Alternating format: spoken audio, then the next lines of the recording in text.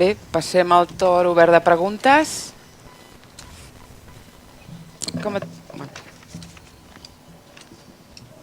Hola. Si voleu determinar qui li fa la pregunta i si no, doncs general. Val. Qui la vulgui contestar. Sí, no, van adreçades. Bueno, soc el Vicenç, que ha intervingut abans. A l'Eduard Gil, molt interessant el projecte de Gavà. Has comentat que la confiança la donen les dades obertes. Sí, però també que siguin traçables i identificables, és a dir, que es pugui comprovar que aquelles dades són certes. En l'aplicatiu que has mostrat m'ha semblat veure un parell de codis, un codi funcional i un codi orgànic, potser. A què es refereixen? Tenen vinculació amb els codis del sistema de gestió documental, del quadre de classificació, o són codis d'aquest mateix aplicatiu que després s'haurà d'anar a traçar? Feu servir el CCB, que marca, per exemple, el decret d'interoperabilitat com a mecanisme clau per identificar la documentació electrònica o no? Això és una. I a l'Edu Martín i a la de... Cristina. Cristina. Totalment d'acord amb les vostres crítiques al PDF, que és realment l'oxímoron de l'open data. És a dir, no s'hauria de permetre mai que en portar els PDFs volquessin... Perdó, que en portar els open data es volqués informació en PDF.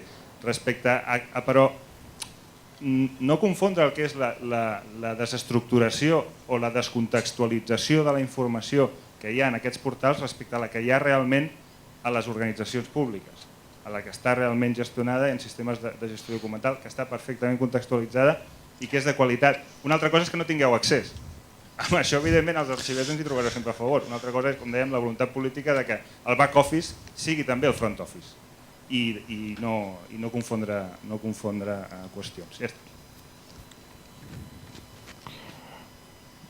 No sé si s'ha de contestar ara o... Sembla que tenen gana, Eduard. Tenen gana. Hola. No sé dónde me he dejado mi bolígrafo. ¿Quieres? Bueno, no, si es para apuntar las preguntas. No sé si tampoco. Esto va por la Cristina. ¿Cómo nos podemos creer? ¿Cómo nos podemos creer que el gobierno central va a hacer una ley de transparencia hacia la sociedad? Sí, por ponerte un ejemplo, durante 30 años han ocultado el caso de corrupción de Jordi Pujol. ¿Lo has captado? Sí. No creo que te pueda responder, la verdad, pero... no sé, pero bueno. Que lo sabían y se lo han callado. Y que ha sido un golpe psicológico muy fuerte en Cataluña.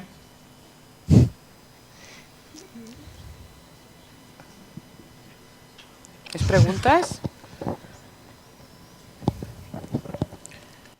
Bé, mentre ho repenseu una mica, que contestin, Molt bé, el Vicenç té preguntes per Eduard i Cristina. Els codis responen al codi orgànic del pressupost i a l'estructura de pressupost. Nosaltres tenim un apartat dintre del portal que explica què és això de l'open data i per què serveix, on hi ha una petita explicació sobre aquests còdics que volen dir, l'orgànic, quina àrea representa i aquestes coses. Com veus, els còdics sobretot estan en les aplicacions, perquè ja estan una mica agrupats o sigui, bàsicament és l'estructura pressupostària que es pot consultar també en una pàgina que expliquem una mica què és això de... També intentem explicar la diferència entre la financiació i l'econòmic, així en conceptes una mica planers. Intentem explicar la diferència entre una factura i una fase del pressupost, coses que són més, diguéssim, llenguatge tècnic o engorroso perquè la gent entengui què vol dir facturat, què vol dir pagat. Bàsicament en aquesta pàgina també expliquem això. Sobre com es descarrega, es pot descarregar amb CSV o es pot descarregar amb Excel o es pot descarregar com vulguis. La plataforma t'ho permet descarregar amb el format que a tu t'interessi més. Pot ser un Excel, si ets una persona que el CSV, bueno, sí, és un codi estàndard acceptat, però la majoria dels mortals el CSV aquest no saben el que és, ni el coneixen, ni... Digues.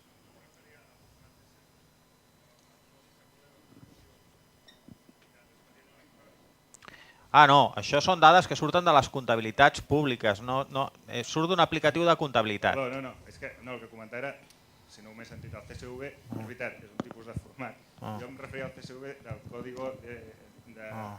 És que, com que ara no hem penjat expedients electrònics... El codi segur de verificació. Sí, no. I era el que comentava, de vincular efectivament les factures, però més interessant que en la partida pressupostària és la factura amb l'expedient de contractació que vincula.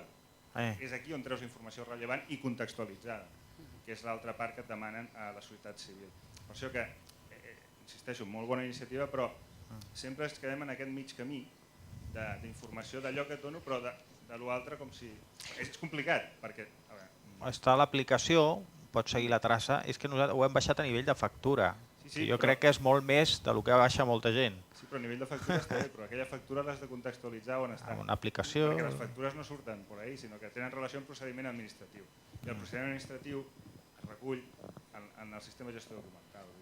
Insisteixo, perquè tingui qualitat la informació i eficiència real. Sí. Molt bé. Sí. Aviam, Vicenç, sobre el que em deies del back office com a front office, jo encantat. I encantat entrar en el paradigma de l'administració de vidre on tot és públic. Vull dir, em sembla que des de les posicions d'open data, d'obertura i de participació ciutadana estaríem encantats.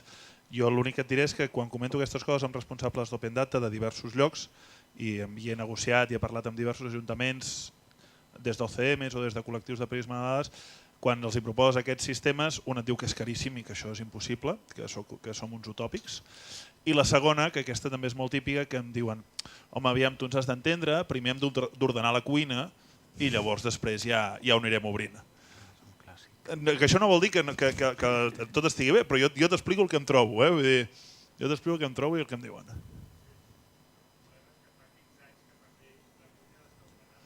Sí. No, però això ja... Voluntat política, com hem començat la xerrada dient que tot es tracta de voluntat política, doncs mantenim-nos aquí. Tot es tracta de voluntat política i de decidir fins on es vol obrir. Vale.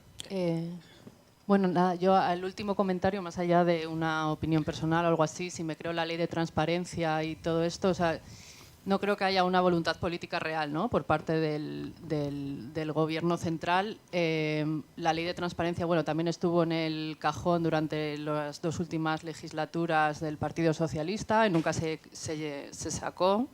Se ha aprobado ahora, es mejor que no tener nada, pero para nosotros sigue siendo una ley de mínimos, ¿no? Access Info Europe, que es una organización con la que trabajamos mucho, está en el ranking número 63 de 92 leyes de acceso a la información analizadas en el mundo entero, ¿no? Entonces sí que creemos que ha sido una oportunidad perdida. Otro ejemplo también, por ejemplo, es los planes de acción que presenta el Gobierno al Open Government Partnership, ¿no?, que es la red internacional, o sea, donde todos los estados firman una declaración de avanzar en temas de gobierno abierto. También, bueno, si se ven las evaluaciones independientes que se ha hecho de los 2 últimos planes de acción, también se ve que no hay realmente una política de Estado de gobierno abierto transversal en todas las instituciones y que, bueno, como se comentaba esta mañana, también como lo lees y parece que se tiende a confundir el gobierno abierto con administración electrónica, ¿no?, o algo así. Así que, bueno, en ese sentido yo me lo creo poco. Creo que... Hola, soy Rosa. Hago pregunta para Cristina, que estoy de acuerdo contigo con que la ley de transparencia es una ley de mínimos y vamos a ver qué pasa en la administración, porque hay que luchar contra muchas dinámicas perversas que ya se han instalado en ella. Y creo, por otra parte, que es muy interesante que existan iniciativas ciudadanas de estas características como Cibio, que se constituyen y generan información diaria, actualizada y de utilidad social o pública. Y mi pregunta es un poco muy concreta, que es ¿de dónde obtenéis los fondos para sobrevivir? Y básicamente la estructura que tenéis de trabajadores y cómo funciona. Pues mira, ahora mismo somos una organización pequeña todavía, empezamos hace 2 años, ahora mismo somos 4 personas trabajando, David, que es director informático, hace todo y hace todo el desarrollo de todos los proyectos, 2 periodistas, Eva, mi compañera, estaba más en temas de contenido y Javier en comunicación, y yo que me dedico precisamente al tema de captación de fondos, así que me alegro que me hagas esa pregunta. Pues mira, el año pasado más o menos el 60% de nuestra financiación se recibe a través de venta de servicios. Hacemos cursos de formación, ya sea a administraciones públicas que quieran saber mejor cómo hacer uso de los datos públicos para ponerlo a disposición de los ciudadanos, también a medios de comunicación, todo el tema de periodismo de datos, cosas así. O también colaboramos con organizaciones extranjeras para replicar este tipo de proyectos en otros países. Luego también recibimos algunos grants internacionales, sobre todo porque financiación española institucional no recibimos de ningún tipo. Y eso era, el año pasado era como el 25 o 30%, y el otro 20% es donaciones privadas, ¿no? A través de socios que tenemos, hacemos campañas de crowdfunding, así que tenemos como esas tres vías de financiación. Hola, gràcies, bon dia. Jo vull fer una pregunta a la Cristina Roca. Soc Cristina Valverde, regidora de l'Ajuntament de Terrassa, i volia preguntar-te quin és el paper, ha estat el paper de les xarxes socials en el procés de l'Àgora en relació a les inquietuds de la ciutadania. Quin ha estat el paper de les xarxes socials? De fet, l'Àgora va plantejar des del seu bon inici un blog perquè també pogués ser participatiu, i hi ha els diferents canals de Twitter i de més, però sí que potser diríem que no vam acabar de triomfar en aquest sentit, és a dir, veiem que les xarxes socials no ha estat el camí, en tot cas, si no és triomfar o no, en tot cas realment no ha estat el camí per accedir a la participació o en el compromís o al convit de la ciutadania. Pensem que veure'ns les cares encara funciona, mirar-nos als ulls encara val, perquè bé, més enllà a través d'allò virtual diem coses i la qual cosa no refusem aquesta idea, però veiem que no només, i que no pot passar, la participació no pot passar segur no només per aquí, i hem de prevaldre altres tipus de relacions. Molt bé.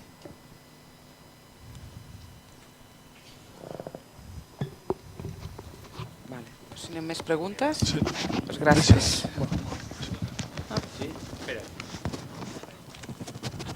Vale. Molt bé. Bé, sí? Doncs... Volia dir alguna cosa. Sí, no, era una cosa que... Bueno, no sé si vol, sí. Seguint la reflexió de la corrupció, se m'ha vingut al cap una anècdota també sobre la llei de transparència, crec que pot ser il·lustrativa, que és una cosa que explica el Borja Vergareche, que havia sigut corresponsal a Londres de l'ABC, que estava una vegada parlant amb un lord anglès i parlava els diversos problemes de corrupció que hi ha a l'estat espanyol. I el lord anglès li va dir, mira Borja, això el problema que teniu aquí de corrupció no es tracta pas, no et creguis aquestes històries que t'expliquen que és un problema cultural o que és un problema d'idiosincràsia espanyola. Diu, el govern el vam inventar nosaltres, l'estat modern l'han inventat els anglesos, per tant la corrupció també. Diu, els primers corruptes vam ser els anglesos perquè vam ser els primers en tenir un estat.